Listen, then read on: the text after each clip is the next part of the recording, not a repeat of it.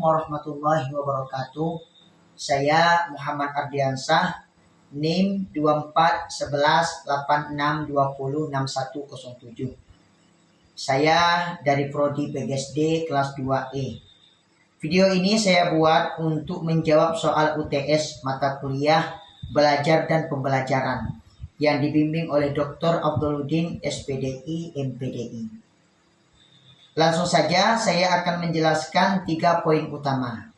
Yang pertama, saya akan menjelaskan yaitu tentang pengertian dan ciri-ciri belajar dan pembelajaran. Pengertian belajar adalah proses internal yang dilakukan oleh seseorang untuk memperoleh perubahan perilaku secara permanen sebagai hasil dari pengalaman, latihan, atau interaksi dengan lingkungan.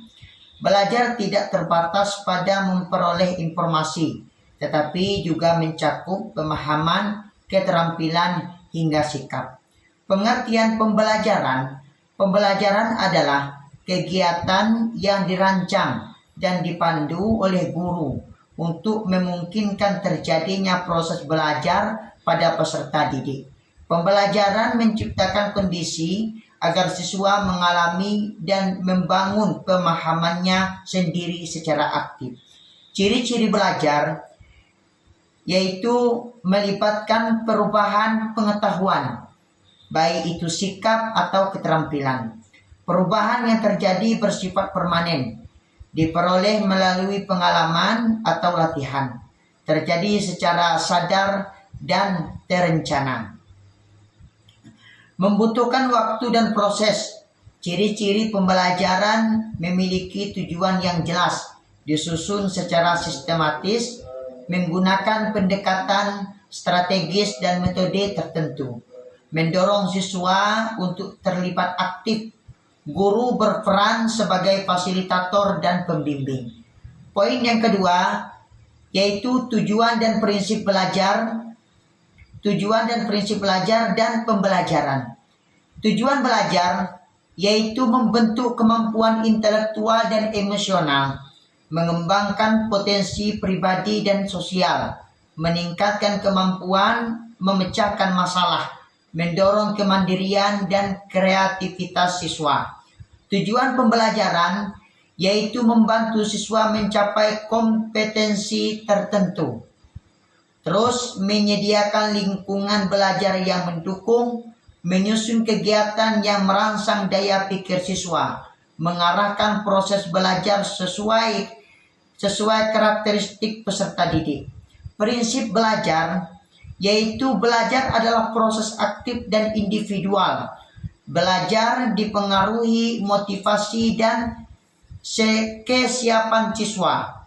Hasil belajar bergantung pada pengalaman bermakna. Umpan balik sangat penting dalam proses belajar. Prinsip pembelajaran berorientasi pada kebutuhan siswa, menghargai perbedaan individual, menekankan pembelajaran bermakna dan kontekstual, mengintegrasikan berbagai metode dan media. Poin yang ketiga yaitu tabel perbandingan teori pembelajaran.